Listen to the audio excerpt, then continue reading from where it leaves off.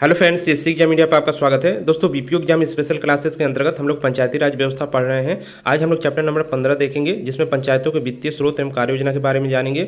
इसके साथ ही केंद्र और राज्य वित्त आयोग के बारे में भी जानेंगे। मुख्य रूप से ये आपका सिलेबस का टॉपिक नंबर जो 3 है उससे रिलेटेड है। और यहाँ पे देखिए, क्योंकि आपका केंद्रीय वित्त आयोग और राज्य वित्त आयोग के बारे में इसमें हम लोग आज पढ़ेंगे, ये पार्ट 1 रहेगा। इसके अलावा जो सेकंड पार्ट आएगा उसमें हम पंचायतों की कार्य योजना के बारे में जानेंगे। यहाँ पर केंद्रीय वित्त आयोग को पढ़ना जरूरी हो जाता है, क्योंकि देखिए जो केंद्र सरकार से सहायता राशि आती है पंचायतों को, वो मुख्य रूप से आपका वित्त आयोग के तहत ही आती है। तो यहाँ पर इसको जानना भी यहाँ पर जरूरी हो जाता है। तो यहाँ पे देखिए, सबसे पहले बात करते हैं केंद्रीय वित्त आयोग की। तो संविधान का जो अनुच्छेद आपका है 280 और 281, इसमें वित्त आयोग के बारे में लिखा गया है। और इसका जो गठन होता है केंद्रीय वित्त आयोग का, वो संविधान के अनुच्छेद 280 के तहत होता है। इसको ध्यान रखिएगा। नेक्स्ट यहाँ पे देखते हैं, वित्त आयोग एक अर्ध न्यायिक एवं सलाहकारी निकाय है। भारतीय संविधान के अनुच्छेद 280 फर्स्ट के तहत यह प्रावधान किया गया है कि संविधान के प्रारंभ से 2 वर्ष के भीतर और प्रत्येक 5 वर्ष की समाप्ति पर या इससे पहले जैसा राष्ट्रपति आवश्यक समझे, एक वित्त आयोग का गठन किया जाएगा। तो सबसे पहले यहाँ पर आपका हो गया कि संविधान का जब प्रारंभ हुआ था उस समय तो 2 वर्ष के अंदर आपका वित्त आयोग का गठन किया जाना था, और 5 ईयर के लिए होता है ये गठन। इसके अलावा यहाँ पर ये राष्ट्रपति गठन इसका करता है, ये भी यहाँ पर आपको ध्यान रखना जरूरी है। इसके अलावा अभी तक 15 वित्त आयोग गठित किए जा चुके हैं। नेक्स्ट यहाँ पे देखिए, पहला वित्त आयोग 22 नवंबर 1951 को अस्तित्व में आया और इसके अध्यक्ष क्षितिज चंद्र नेगी, जिनको केसी नेगी भी कहा जाता है, वो थे। और 2017 में 15 वित्त आयोग का गठन हुआ, जिसके जो अध्यक्ष थे वो NKC यानी कि नंद किशोर सिंह थे। और भारतीय योजना आयोग के ये भूतपूर्व सदस्य भी थे, अध्यक्षता में गठित किया गया।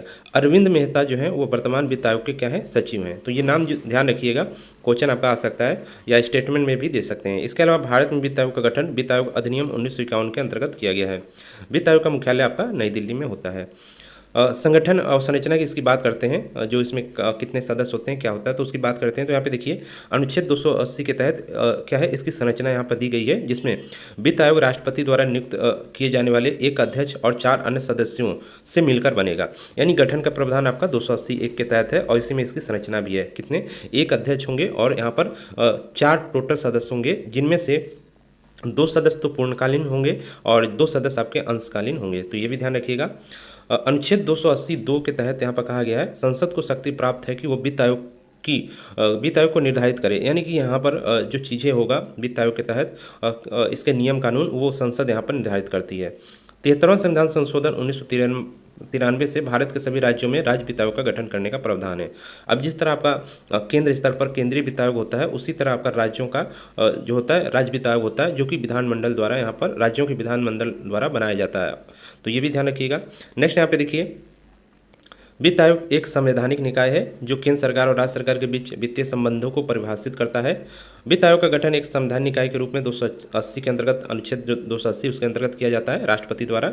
वित्त आयोग का कार्यकाल 5 वर्ष का होता है, परंतु 5 वर्ष से पूर्व भी राष्ट्रपति वित्त आयोग को समाप्त कर नए वित्त आयोग का गठन कर सकता है। तो ये स्टेटमेंट जरूर आपका इस तरह क्वेश्चन आ सकता है कि अब वित्त आयोग को 5 वर्ष से पहले समाप्त किया जा सकता है। तो ये ध्यान रखिएगा, इसका आंसर हाँ होगा। और कौन कर सकता है, राष्ट्रपति। यह एक अर्ध न्यायिक संस्था भी है, ध्यान रखिए, एक अर्ध न्यायिक संस्था भी है।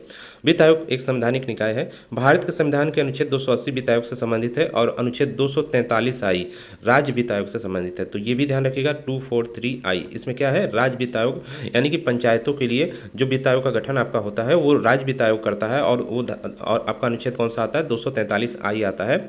इसको बिल्कुल ध्यान रखिएगा आप। नेक्स्ट यहाँ पर हम लोग देखते हैं, वित्त आयोग में जो 4 सदस्य और एक अध्यक्ष होता है, वो कौन होते हैं देख लेते हैं। तो अध्यक्ष जो होता है एक ऐसा व्यक्ति होता है जिसे लोक मामले में संपूर्ण ज्ञान हो, यानी कि एक IAS स्तर का ये अधिकारी होता है। उसके बाद ये प्रमोशन के तहत आपका वित्त आयोग का अध्यक्ष बनाया जाता है।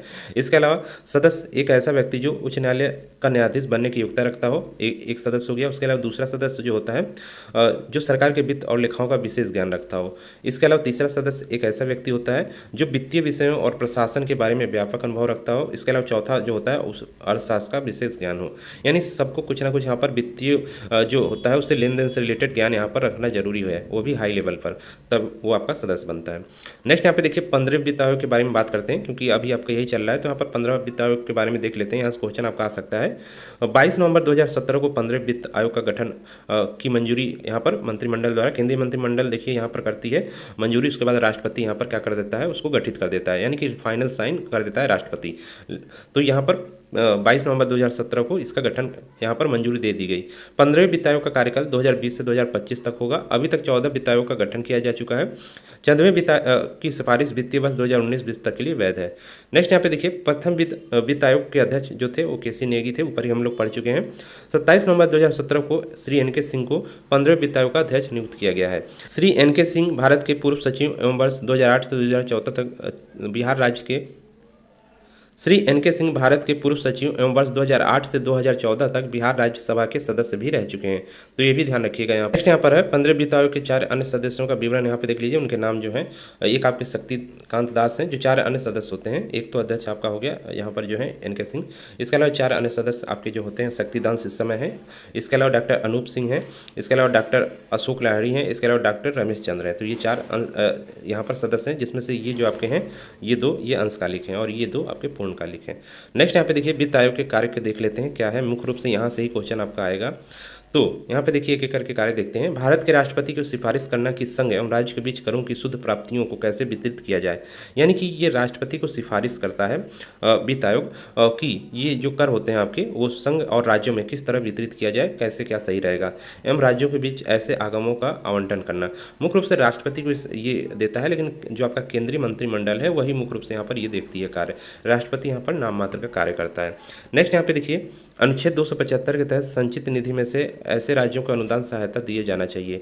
राज्य वित्त आयोग द्वारा की गई सिफारिशों के आधार पर पंचायतों एवं नगर पालिकाओं के संसाधनों की आपूर्ति हेतु राज्य की संचित निधि में संवर्धन के लिए आवश्यक कदमों की सिफारिश करना, तो ये सिफारिश करता है। इसके अलावा राष्ट्रपति द्वारा प्रदत्त अन्य कोई विशिष्ट निर्देश जो देश के सुदृढ़ वित्त के हित में हो, इसके अलावा ये मतलब राष्ट्रपति को ये सब सिफारिशें करता है वित्त आयोग। नेक्स्ट यहाँ पे देखिए सिविल प्रक्रिया संहिता 1908 के अनुसार वित्त आयोग के पास सिविल कोर्ट की सभी शक्तियाँ हैं। यह गवाहों को बुला सकता है, किसी कार्यालय या अदालत से सार्वजनिक दस्तावेज या रिकॉर्ड पेश करने के लिए कह सकता है। नेक्स्ट यहाँ पे देखिए आयोग का यह कर्तव्य है कि वह निम्न विषयों पर राष्ट्रपति को सिफारिश करता है। आय, कर और अन्य करों से प्राप्त राशि केंद्र और राज्य सरकारों के बीच किस अनुपात में बंटवारा किया जाए। राष्ट्रपति द्वारा आयोग को सौंपे गए अन्य विषय के बारे में आयोग राष्ट्रपति को सिफारिश करता है। राष्ट्रपति वित्त आयोग की संस्तुतियों को संसद के समक्ष रखता है, यानी कि जो भी सिफारिशें यहाँ पर आई हैं वित्त आयोग की तरफ से क्या करना चाहिए क्या नहीं करना चाहिए वो समझता है, उसके बाद संसद में वो चीज़ें रखता है। और फिर क्या होता है, संविधान के अनुच्छेद 280 के मुताबिक वित्त आयोग जिनमें 2 पर राष्ट्रपति को परामर्श देता है, उनमें टैक्स से कुल प्राप्तियों का केंद्र और राज्यों में बंटवारा, भारत की संचित निधि से राज्य सरकार को दी जाने वाली सहायता, अनुदान के संबंध में सिफारिशें शामिल है। तो ये सब चीज़ें हैं जो वित्त आयोग यहाँ पर क्या करता है, राष्ट्रपति को देता है। मुख्य रूप से केंद्रीय मंत्रिमंडल या केंद्रीय सरकार को सिफारिश की जाती है। यहाँ पर राष्ट्रपति यहाँ पर नाम मात्र का होता है, केवल यहाँ पर नाम लिखा गया है कि राष्ट्रपति को दिया जाता है सिफारिश, लेकिन ये सब यानी केंद्र सरकार के जो है उसी के ये अंडर में काम होता है। नेक्स्ट यहाँ पे देखिए वित्त आयोग द्वारा दी गई सिफारिशें सलाहकार प्रवृत्ति की होती हैं। इसे मानना या ना मानना सरकार मुख्य रूप से यहाँ पर राष्ट्रपति के ऊपर निर्भर रहता है, यानी कि राष्ट्रपति उसको मानेगा या नहीं मानेगा, वो संसद के समक्ष उसको रखेगा या नहीं रखेगा। जो भी सिफारिशें यहाँ पर दी गई हैं राष्ट्रपति को वित्त आयोग द्वारा, तो मानना या ना मानना उस पर निर्भर करता है या सरकार पर निर्भर करता है। नेक्स्ट यहाँ पे देखिए केंद्र और राज्य संबंध। तो यहाँ पे देखिए संविधान के अनुच्छेद 275 फर्स्ट के तहत संसद कानून के जरिए जरूरत पड़ने पर राज्यों को अनुदान के तौर पर पैसा दे सकती है। ये अनुदान कितना होगा ये वित्त आयोग की सिफारिशों के बाद तय होगा। इसके अलावा अनुच्छेद 282 के तहत केंद्र और राज्य दोनों किसी सार्वजनिक उद्देश्य के लिए अनुदान दे सकते हैं, लेकिन इसे वित्त आयोग के निर्णय क्षेत्र से बाहर रखा गया है। पंचायतों और नगर पालिकाओं को वित्तीय स्थिति की समीक्षा के लिए राज्यपाल हर 5 वर्ष में वित्त आयोग का गठन करता है। तो ये राज्य वित्त आयोग का गठन आपका राज्यपाल करता है, जो कि नगर पालिकाओं और पंचायतों की वित्तीय स्थिति देखता है। तो कुल मिला के यहाँ पे देखिए जो वित्त आयोग होता है केंद्र का वित्त आयोग, वो मुख्य रूप से यहाँ पर चीज़ें सब देखता है, कहाँ पे खर्चे हो रहे हैं, कहाँ पर टैक्स वगैरह सब हो रहा है और कहाँ से कितना पैसा आ रहा जा रहा है और उसका किस तरह यहाँ पर अनुदान होना चाहिए, देना चाहिए, किस तरह बंटवारा होना चाहिए राज्यों और केंद्र में, वो सब चीज़ें देखता है और वो सरकार को सलाह देता है यहाँ पर चीज़ें। तो ये उसी के सलाह पर यहाँ पर क्या होती है आपका जो केंद्र सरकार होती है ये वर्क करती है, तो ये ध्यान रखिएगा। नेक्स्ट यहाँ पे देखिए वित्त आयोग की आवश्यकता क्यों है। तो यहाँ पे देखिए भारत की संघीय प्रणाली केंद्र और राज्यों के बीच शक्तियों और कार्यों के विभाजन की अनुमति देती है और इसी आधार पर कराधान की शक्तियाँ को भी केंद्र और राज्यों के बीच विभाजित किया जाता है। यानी कि यहाँ पर कराधान यानी कि कुल मिलाकर धन जो आपका है कर वगैरह टैक्स वगैरह उसका बंटवारा किस तरह हो केंद्र सरकार और राज्य सरकारों में, क्योंकि यहाँ पर टैक्स काफ़ी यहाँ पर राज्य सरकारों द्वारा भी यहाँ पर आता है, केंद्र सरकार में आता है और कुछ केंद्र सरकार द्वारा टैक्स लगाया जाता है और डायरेक्ट आता है और कुछ राज्यों द्वारा भी आता है। तो फिर उसको क्या बंटवारा किया जाता है, जो राज्य को ज़रूरत पड़ती है तो ज़रूरत के आधार पर उसको दिया जाता है। जाता है। तो इन्हीं सबको देखने के लिए यहाँ पर वित्त आयोग का गठन किया गया है और कितनी धनराशि का बंटवारा होना चाहिए, ये सब चीज़ें यहाँ पर वित्त आयोग देखता है। नेक्स्ट यहाँ पे देखिए 15वें वित्त आयोग के अनुदान की बात की जाए तो पंचायती राज संस्थाओं के अनुदान में बात करें तो 15वें वित्त आयोग की अवधि यहाँ पर आपकी कितनी है, 2025 से यहाँ पर 2021-22 से लेकर 2025-26 तक है, यानी 5 वर्ष का है। 2021-22 यहाँ पर कार्य यहाँ पर स्टार्ट होता है इसका और 2025-26 तक जाता है, ध्यान रखिएगा। 6वें राज्य वित्त आयोग की सिफारिशों के अनुसार पंचायती राज संस्थाओं यथा जिला परिषद, पंचायत समिति एवं ग्राम पंचायत में क्रमशः 5, 20 और 75 के अनुपात में वर्ष 2011 की जनसंख्या के आधार पर ये भारांक आपका यहाँ पर वितरित किया जाएगा, यानी कि अनुदान धनराशि जो दी जाएगी इस जो है अनुपात में दी जाएगी। 15वें वित्त आयोग ने 2021-22 से 2025-26 की अवधि के दौरान पंचायतों को जल आपूर्ति और स्वच्छता के लिए 1,42,000 करोड़ रुपए से अधिक धनराशि आवंटित करने की सिफारिश की है।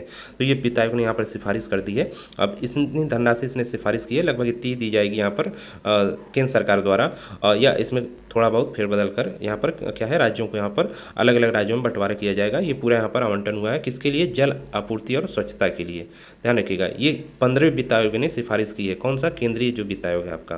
नेक्स्ट यहाँ पे देखिए यहाँ पर देखिए कुछ अनुदान आपके होते हैं जो केंद्र सरकार द्वारा यहाँ पर दिए जाते हैं मुख्य रूप से केंद्रीय वित्त आयोग की सिफारिश पर।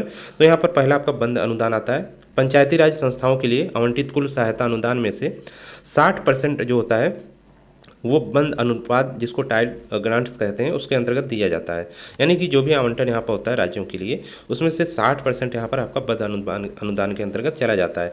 केंद्र प्रायोजित योजनाओं के तहत खुले में शौच से मुक्त स्थिति की स्वच्छता और रखरखाव, यानी कि केंद्र की जो योजनाएं हैं उसको मुख्य रूप से क्रियान्वयन यानी कि ज़मीनी स्तर पर मुख्य रूप से गाँव में जो चीज़ें होती हैं उसके लिए यहाँ पर आपका अनुदान दिया जाता है राज्यों को।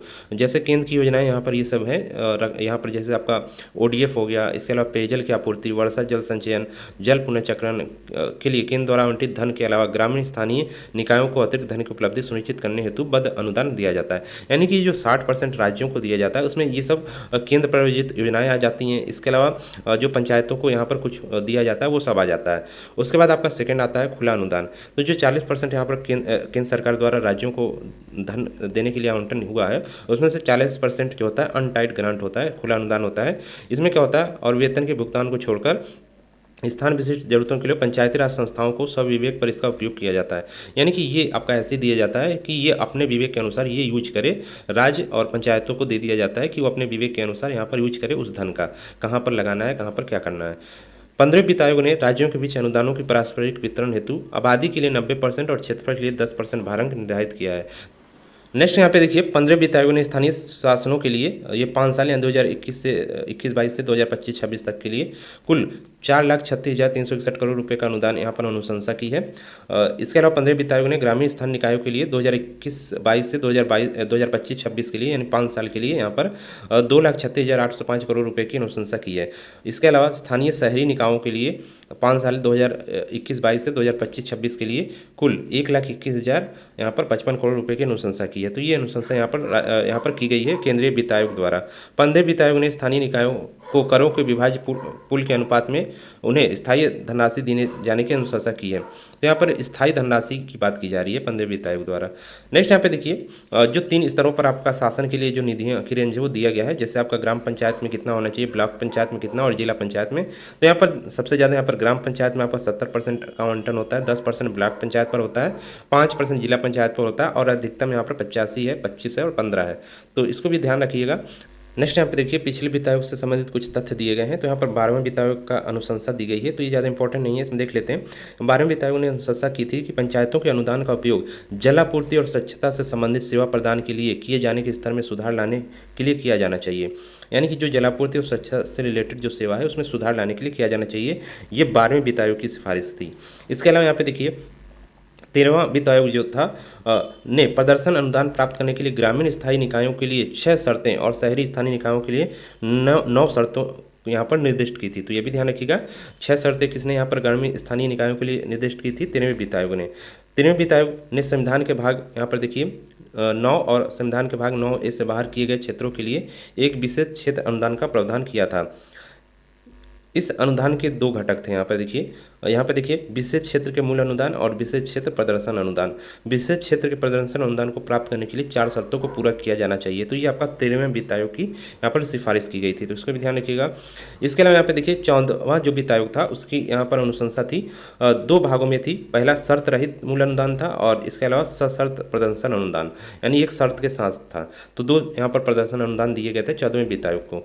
विधिवत रूप से गठित पंचायतों के लिए शर्त रहित मूल अनुदान और सशर्त प्रदर्शन अनुदान के बीच 90:10 का अनुपात यहाँ पर होना चाहिए था, और नगर पालिकाओं के लिए 80:20 का यह अनुपात था। यानी कि यहाँ पर शर्त रहित जो अनुदान था यहाँ पर वो आपका यहाँ पर 90% यहाँ पर किसके लिए था, ग्रामीण इलाकों के लिए था और पंचायतों के लिए था, और 10% यहाँ पर आपका था सशर्त प्रदर्शन अनुदान। और वहीं नगर पालिकाओं यानी शहरी क्षेत्रों के लिए 80% यहाँ पर ये था आपका शर्त रहित, और यहाँ पर 20% सशर्त यानी शर्त सहित अनुदान था।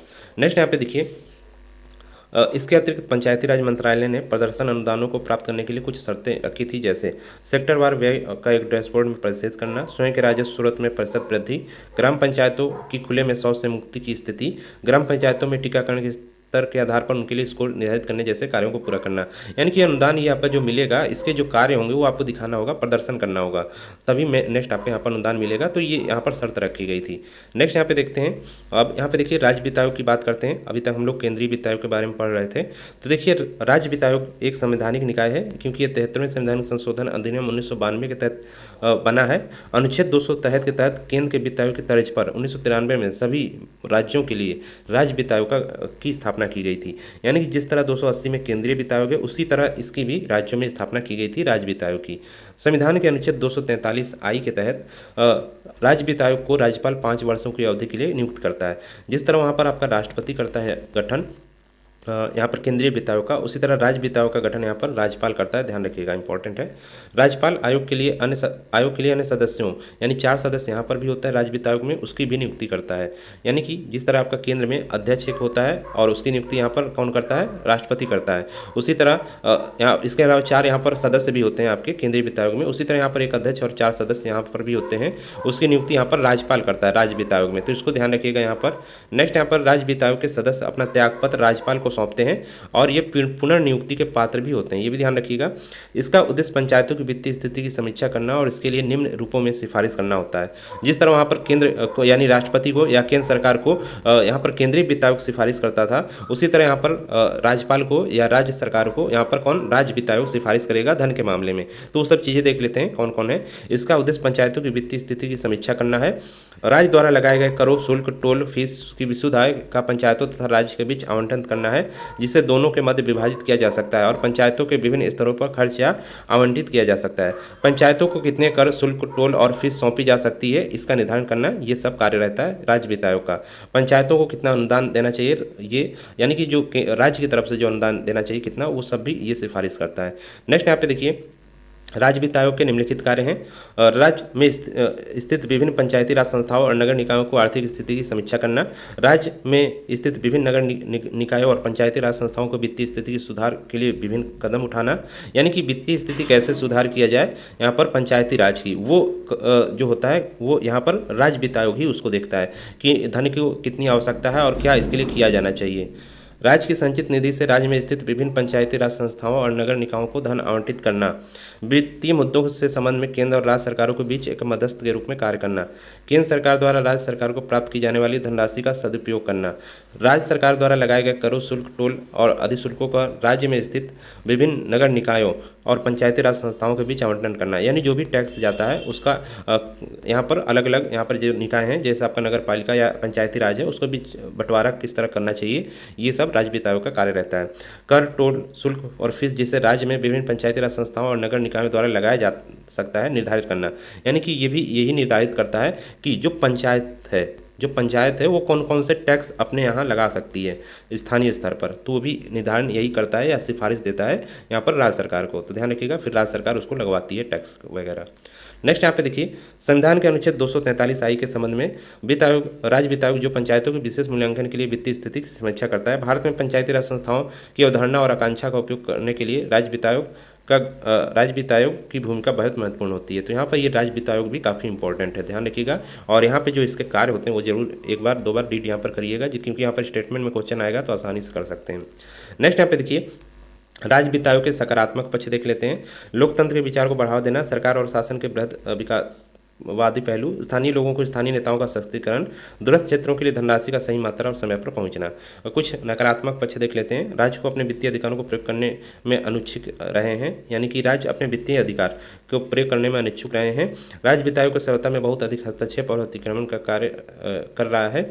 राज्यों के पास स्वयं के खर्चे के लिए पर्याप्त धन नहीं है, जिस वजह से धन राशि को साझा करने के कारण मामूली धनराशि का राज्य सरकार द्वारा हमेशा विरोध किया जाता है। अभी तक राज्य वित्त आयोग के विचार को सच्ची भावना से लागू नहीं किया जा सका, यानी कुछ चीज़ें यहाँ पर प्रॉब्लम वगैरह हैं तो वो रहती हैं, तो यहाँ पर वो आपका नकारात्मक पक्ष है। बाकी यहाँ पर ये आपका राज्य वित्त आयोग बनाया गया है आपका मुख्य रूप से पंचायतें और नगर पालिकाओं को जो धन का आवंटन होता है उसको देख रेख के लिए। इसके अलावा यहाँ पे देखिए, उत्तर प्रदेश में पंचम राज्य वित्त आयोग, जिस तरह आपका इस तरह समय आपका 15 वित्त आयोग केंद्र में चल रहा है, उसी तरह उत्तर प्रदेश में राज्य वित्त आयोग वो है वो 5वां चल रहा है, तो उसको देख लेते हैं। 5वें वित्त आयोग का गठन 2015 में हुआ था और इसे 2018 में अपनी रिपोर्ट प्रस्तुत की। उत्तर प्रदेश के 5वें वित्त आयोग की सिफारिश को अप्रैल 2020 से लागू किया गया है। उत्तर प्रदेश में 5वें वित्त आयोग राज्य वित्त आयोग के अध्यक्ष रिटायर्ड IAS अधिकारी आनंद मिश्रा है, तो इनके नाम भी ध्यान रखिएगा। पंचम राज्य वित्त आयोग के कार्यों में शामिल है ठोस कचरा प्रबंधन, गलियों और सड़कों प्रकाश व्यवस्था, यानी इसके लिए जो धन का आवंटन होता है वो मुख्य रूप से है। सौदा और कब्रिस्तान का रखरखाव, पेयजल आपूर्ति, स्वच्छता और सफाई, तो ये सब इसके लिए धन दिया जाता है और फिर निचले स्तर पर कार्यों का क्या है अंजाम दिया जाता है। नेक्स्ट यहाँ पे देखिए, भारत की संचित निधि की बात करते हैं, तो यहाँ पर निधि है, इसको भी ध्यान रखिए, क्योंकि जो टैक्स वगैरह सब जो होता है कलेक्ट होता है उसके लिए एक निधियाँ बनाई गई हैं। जो आपका यहाँ पर भारत की जो केंद्र सरकार की निधि है वो भारत की संचित निधि कहलाती है और राज्यों की अपनी निधि जो होती है वो राज्य की संचित निधि कहलाती है। तो उसी में सब टैक्स वगैरह यहाँ पर जमा होता है और ये टैक्स जो होता है वही वित्त आयोग यहाँ पर कहता है इसके बारे में कि कहाँ पर आपको क्या खर्चा होना चाहिए। तो ये क्योंकि ये संचित निधि है इसलिए इसको जानना जरूरी हो जाता है। इसे जैसे राज्य की संचित निधि को राज्य की समेकित निधि भी कहा जाता है। तो जो संविधान का अनुच्छेद 266 फर्स्ट है, इसको ध्यान रखिएगा, भारत के लिए और भारत के राज्यों के लिए संचित निधि की व्यवस्था करता है। यानी 266 फर्स्ट के द्वारा ही यहाँ पर आपका केंद्र के लिए भी यहाँ पर एक संचित निधि बनती है और राज्यों अपने हिसाब से राज्य विधानमंडल जो बनाती है वो आपकी राज्य की निधि बनती है, तो दोनों को ध्यान रखिएगा। नेक्स्ट यहाँ पे देखिए, भारत के संदर्भ में भारत की सबसे बड़ी निधि है जो संसद के अधीन रखी गई है और ये संसद के अधीन रखी गई है, ध्यान रखिएगा। यानी कोई भी धन इसके बिना संसद के पूर्व स्वीकृति के निकाला या जमा या पारित नहीं किया जा सकता है। यानी संसद ने जो कानून बनाकर दिया है उसी के आधार पर इसमें जमा निकाला किया जा सकता है। इसके अलावा अन्य कोई यहाँ पर तरीका नहीं है यहाँ से जो धन आता है उसको खर्च करने के लिए। इसी तरह राज्य के संदर्भ में राज्य की सबसे बड़ी निधि होती है कौन, राज्य की संचित निधि, राज्य विधानमंडल के अधीन होती है। जिस तरह ये संसद के अधीन होती है केंद्र वाली, उसी तरह आपकी जो राज्य की होती है वो राज्य विधानमंडल के अधीन होती है और कोई भी धन इससे विधानमंडल की पुनर्स्वीकृति के बिना निकाला और जमा नहीं किया जा सकता है। संचित निधि में सरकारें जो भी पैसा निकालती हैं उसे एक उधारी की तरह समझा जाता है जिसे सरकार को वापस उसमें जमा करवाना पड़ता है। यानी कि इसमें धन आता है जाता है, कुल मिला के जो हम लोग टैक्स देते हैं उससे इनका धन यहाँ पर बढ़ता है और यदि सरकार इससे खर्चा करती है इस निधि से तो वो सरकार पे उधार हो जाता है, फिर हम लोग टैक्स देते हैं तो उधार पूरा होता है। तो इस तरह ये पूरा आपका चलता रहता है प्रक्रम। यहाँ पे देखिए, संचित निधि से धन निकालने के लिए जिस विधेयक का प्रयोग किया जाता है उसे विनियोग विधेयक कहा जाता है, ध्यान रखिएगा। यानी कि यहाँ पर देखिए धन इसमें कभी कभी निकालना पड़ जाता है एक्स्ट्रा, तो उसके लिए विधेयक लाया जाता है एक्स्ट्रा धन के लिए, तो वो यहाँ पर इसके बारे में बात कही गई है। भारत की संचित निधि पर भारित व्यय, अब देखिए यहाँ पर जो संचित निधि होती है भारत की यानी केंद्र सरकार की, उससे क्या क्या चीज़ें यहाँ पर उस धन से क्या क्या चीज़ें यहाँ पर होता है तो बात करते हैं। तो भारित व्यय इसमें सबसे पहले आता है, तो उसको देखते हैं। इसमें देखिए क्या आता है, राष्ट्रपति की परिलब्धियां एवं भत्ते एवं उसके कार्यकाल के अन्य व्यय, यानी पूरा राष्ट्रपति को जो वेतन वगैरह और भत्ते वगैरह जो सब मिलता है वो इसी पर आपका होता है संचित निधि पर। उपराष्ट्रपति, लोकसभा अध्यक्ष, राज्यसभा के उपसभापति, लोकसभा के उपाध्यक्ष के वेतन और भत्ते, उच्चतम न्यायालय के न्यायाधीशों के वेतन और भत्ते पेंशन, उच्च न्यायालय के न्यायाधीशों के वेतन भत्ते और पेंशन, ये हो गया। इसके अलावा भारत के नियंत्रक और महालेखा परीक्षा के वेतन और भत्ते और पेंशन, संघ लोक सेवा आयोग के अध्यक्ष और सदस्यों के वेतन और भत्ते और पेंशन, उच्चतम न्यायालय भारत सरकार के नियंत्रण महालेखा परीक्षा के कार्यालय एवं संघ लोक सेवा आयोग के कार्यालय के प्रशासनिक व्यय भी इसमें शामिल है। इनमें से कार्यालयों के कार्यकर्मियों के वेतन, भत्ते और पेंशन भी शामिल है। तो यानी कि ये जो संचित निधि होती है मुख्य रूप से यहाँ पर सभी को वेतन देने का कार्य करती है, पेंशन देने का कार्य करती है, तो सरकार इसी से सभी को वेतन देती है। यानी हम लोग जो टैक्स जमा करते हैं यहाँ पर कुल मिला के उनको जो वेतन मिलता है घुमा फिरा के यही मिलता है, यानी कि आपने टैक्स सरकार को पे किया, उसमें संचित निधि में इकट्ठा हुआ, संचित निधि से जो खर्चा होता है सरकार खर्च करती है वो मुख्य रूप से यहाँ पर इनको दे देती है। अब वहाँ पर क्या निधि खाली हो गई, सरकार पे कर्ज हो गया, तो फिर टैक्स यहाँ पर जाता है हम लोगों के द्वारा, फिर वो निधि पूरी होती है। तो ये पूरा प्रक्रिया यहाँ पर चलता रहता है। तो इसको PDF में एक बार और रीड कर लीजिएगा यहाँ पर, जिससे आपको और अच्छे से यहाँ पर समझ में आ जाएगा। नेक्स्ट यहाँ पे देखिए, इसके अलावा कुछ संचित निधि से किए गए सामान्य व्यय होते हैं। इस तरह के व्यय के लिए संसद में मतदान होता है। जैसे कुछ यहाँ पर धन निकालना रहता है, इनके अलावा ये जो ऊपर चीज़ें दी गई हैं, इसके अलावा भी धन की जरूरत कहीं पड़ती है। काफ़ी बड़ी निधि होती है, काफ़ी बड़ा पैसा उसमें अमाउंट जमा होता है, तो काफ़ी बहुत ज़्यादा वो होता है बड़ा। तो उसमें से यदि कुछ एक्स्ट्रा खर्चा होता है तो उसके लिए यहाँ पर क्या होता है, मतदान होता है, ध्यान रखिएगा। नेक्स्ट यहाँ पे देखिए, भारत की आकस्मिक निधि होती है। तो ये देखिए क्या होती है, अनुच्छेद 267 फर्स्ट के तहत भारत की आकस्मिक निधि की व्यवस्था की गई है। इसी तरह अनुच्छेद 267 2 के तहत राज्यों के लिए आकस्मिक निधि की व्यवस्था की गई है। यहाँ पे दो अनुच्छेद अलग अलग हैं, ध्यान रखिएगा। आकस्मिक निधि के लिए 1991 में भारत में एक आकस्मिक निधि की अधिनियम पारित किया गया था, जिसके तहत आकस्मिक निधि का निर्माण किया गया। वर्तमान में इस निधि में 500 करोड़ रुपए तक का जो संचित निधि से इसमें डाला जाता है, यानी ये आकस्मिक निधि होती है। इसमें पैसा भी यहाँ पर क्या करता है, संचित निधि जो ऊपर आपने पढ़ा उससे इसमें पैसा डाल दिया जाता है। इसके अलावा कुछ पैसे और इकट्ठा इसमें होते रहते हैं। तो ये आकस्मिक निधि है, इसका पैसा कहीं खर्च नहीं किया जाता है। जब ज़्यादा ज़रूरत पड़ती है, जब बहुत ज़्यादा, तब इससे पैसा निकाला जाता है। ये दिया भी गया यहाँ पर देखिए, आकस्मिक परिस्थितियों के लिए होता है और यहाँ जल्दी पैसे की जरूरत हो, यानी कि जहाँ बहुत जल्दी पैसे की जरूरत हो तो संसद में इसके लिए मतदान होने तक रुकने का वक्त ना हो, ऐसी स्थिति में कार्यपालिका इसमें से शीघ्र धन की निकासी कर सकता है। यानी कि जैसे किसी कार्य के लिए अलग से पैसे की यहाँ पर बहुत जल्दी जरूरत हो और रुक नहीं सकते, क्योंकि संचित निधि में क्या है, वोटिंग होगा तब आपका मतदान होगा तब पैसा निकलेगा। लेकिन ये जो आपकी आकस्मिक निधि, इससे तुरंत पैसा आपका निकाला जा सकता है, ध्यान रखिएगा। तो इसलिए इसका निर्माण किया गया है और इसमें संचित निधि ही पैसा भरती है, ध्यान रखिएगा। नेक्स्ट यहाँ पे देखिए, भारत का लोक लेखा, ये क्या है, अनुच्छेद 266 2 के तहत भारत और भारत राज्यों के लिए इसकी व्यवस्था की गई। तो ये क्या होता है, इसको देख लेते हैं। लोक लेखा, जिसको पब्लिक अकाउंट कहा जाता है, एक ऐसा कोष है जिसमें उन धनराशियों को रखा जाता है जो सरकार की आय का प्रमुख स्रोत नहीं है। ये सरकार के पास से एक धरोहर और जमानत के रूप में रखा जाता है, यानी इससे सरकार की कोई आय नहीं होती है। आय का मतलब होता है कोई टैक्स वगैरह इससे नहीं जाता है। तो इसमें देखिए क्या होता है, उदाहरण के लिए जैसे कर्मचारी भविष्य निधि है, एम्प्लॉयमेंट प्रोविडेंट फंड जो होता है, इसमें पब्लिक का पैसा होता है जो सरकार के पास लोक लेखा में जमा होता है। समय आने पर ये पैसा इनको लौटाना होता है, यानी कि जो आपका फंड वगैरह जो कटते हैं वो इस निधि में जाते हैं, तो वो कटकर फिर वापस ही मिलता है उन्हीं को जो व्यक्ति कर रहा है नौकरी वगैरह।